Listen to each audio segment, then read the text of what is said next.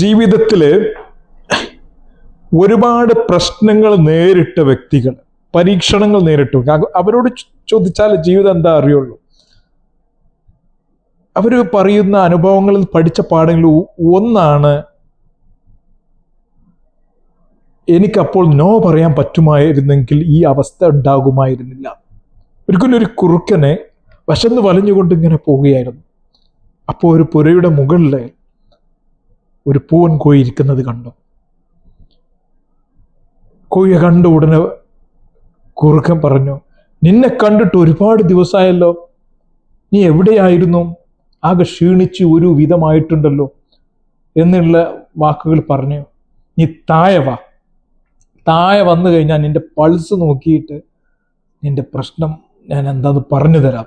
അപകടം മനസ്സിലാക്കിയ കോഴി പറഞ്ഞു, ഓ അതെ, നീ പറഞ്ഞതുപോലെ ഭയങ്കര ക്ഷീണമാണ്, അതുകൊണ്ട് ഞാൻ ക്ഷീണമൊക്കെ മാറിയിട്ട് വരാം എന്ന് കുറുക്കനോട് കോഴി പറഞ്ഞു.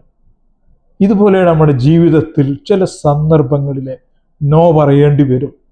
ആ നോ പറയുമെങ്കിൽ വലിയ അപകടത്തിൽ നിന്ന് രക്ഷപ്പെടും. അങ്ങനെ കുറുക്കൻ അവിടുന്ന് പോയി, കോഴിക്ക് ബുദ്ധി ഉണ്ടെന്ന് മനസ്സിലാക്കി.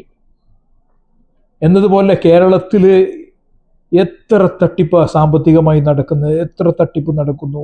6 മാസം 1 വർഷം ഫ്രീക്വൻസി വെച്ചിട്ട് പുതിയ പുതിയ ഐറ്റം, പല ഐറ്റത്തിലാണ് വരുന്നത്. ഇതിലൊക്കെ മലയാളികൾ കുടുങ്ങിപ്പോകുന്നു. ആ സമയത്ത് ഒരു നോ പറഞ്ഞാൽ മതി, ചിലവൊന്നുമില്ല. നോ പറയുമ്പോൾ ഡിപ്ലോമാറ്റിക് പറഞ്ഞാൽ മതി. നിങ്ങൾക്ക് അടുത്ത ബന്ധാണെങ്കിൽ നോ പ്രോബ്ലം, ഡിപ്ലോമാറ്റിക് പോയി പറഞ്ഞതുപോലെ ക്ഷീണമൊക്കെ മാറട്ടെ എന്ന് പറഞ്ഞാൽ മതി. ഇങ്ങനെ നോ പറയുക ഇന്ന് സന്ദർഭം നിങ്ങൾക്കില്ലാത്തത് കൊണ്ട് ഒരുപാട് ആളുകൾ അപകടത്തിൽ, കുടുംബത്തിലാവട്ടെ, സൊസൈറ്റിയിലാവട്ടെ, ബിസിനസ്സിലാണ് ഇത് ഭയങ്കരമായിട്ട് വരുന്നത്, ഫ്രണ്ട്ഷിപ്പിലാവട്ടെ, ഈ ചില സമയത്ത് നോ പറയേണ്ടി വരും എന്നുള്ളതാണ്.